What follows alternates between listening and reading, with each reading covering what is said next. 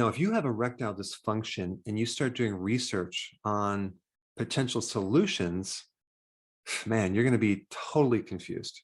And the biggest strategies for this condition is all about just managing this condition. But what about fixing it? They don't really talk about that. There's just a lot of data on Viagra, different solutions. But what we're going to do is focus more on the problem, the pathophysiology, the mechanism of how this condition could occur, to try to understand the root cause of this so you can resolve this condition. So many people assume that it's just low testosterone and they just need to focus on that. But there are people with normal testosterone that have erectile dysfunction. And there are people with abnormal testosterone or low testosterone and don't have erectile dysfunction. So why is that? Testosterone is part of the answer, but there's more data that I want to share with you. One of the most important molecules involved in erectile dysfunction is this thing called nitric oxide, okay? Nitric oxide, NO. Our bodies can make it. We can get it from food, but apparently nitric oxide decreases as you get older. It's at a level of 50% when you reach age 40. And nitric oxide is a major player in erections. In fact, Viagra uses certain nitric oxide pathways. And so the most likely reason for someone with erectile dysfunction has to do with a deficiency of this molecule nitric oxide. And what I'm going to be talking about today is all the things that align with this theory, okay? Because the more data you have to back up this theory, the more it's probably true. So nitric oxide is made by your endothelial cells. That's the cells on the inside of the artery. And so nitric oxide has everything to do with helping the arteries vasodilate. In fact, it's involved in something called endothelium-derived relaxing factor, EDRF. So nitric oxide helps relax your arteries and it increases blood flow, not just with erections, but also your cardiovascular system and other systems in the body. And so if you have low nitric oxide, you could have asthma, for example. So it's intimately involved with the tone of the vascular system that relates to vasoconstriction and vasodilation. Nitric oxide increases oxygen release in your blood. And so if you don't have enough nitric oxide, you're going to have a hard time breathing. 79% of people with sleep apnea have erectile dysfunction.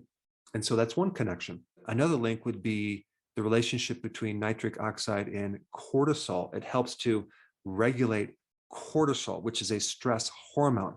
And it's a proven fact that the more anxiety someone has, the more cortisol someone has, the more stress they have, the more they're going to experience erectile dysfunction. In fact, someone cannot get an erection when they're sympathetic dominant, where there's a lot of stress. Erections occur when you're more parasympathetic dominant, when you have low amounts of stress, when you're calm. This is why men might get an erection while they're sleeping, because they're more parasympathetic dominant.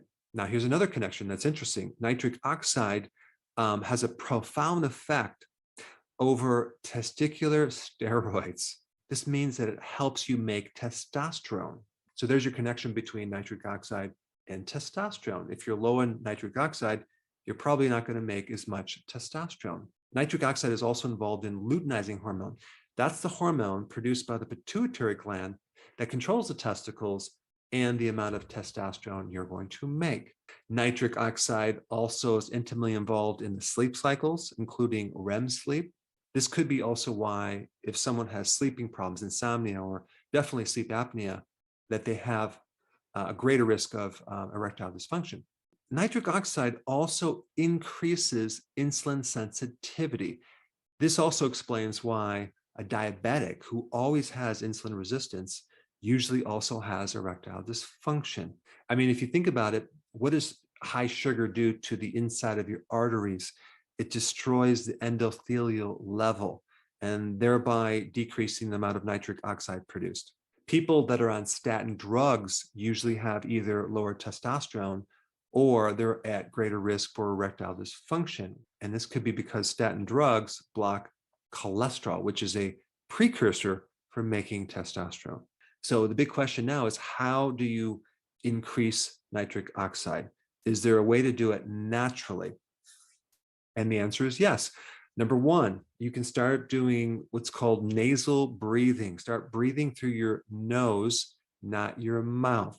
Apparently, when you do that, you increase nitric oxide. And you can also increase the release of oxygen in your blood by 20% by breathing through your nose, because there's more resistance. There's actually 50% more resistance with breathing through your nose than your mouth. And apparently that increases nitric oxide to your lungs and the rest of your body. And it also helps you release oxygen. You would think you're not going to breathe as much, but you actually release more oxygen when you breathe through your nose. Now, if you combine that with number two, regular exercise. So let's say, for example, you're going to do a mild exercise where you're doing some type of exercise where you're not breathing intensively. If you can breathe through your nose, you will then increase nitric oxide.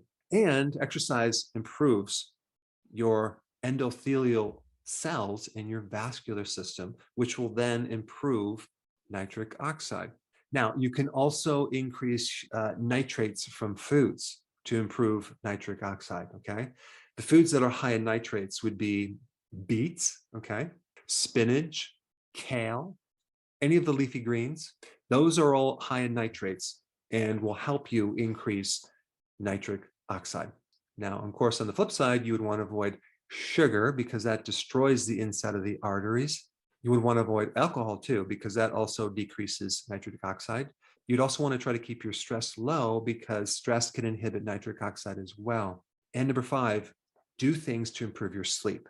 Okay, that's going to help increase your nitric oxide. So these are five natural things you can do to overcome the decrease of nitric oxide which comes from aging. Now, there's another video. If you have not seen this video, it's about a breathing technique that relates to nasal breathing, but it gives you a little more data. It's actually very, very important, especially if you want to reduce cortisol, stress levels, and even a panic attack. So check this out. I put it right here.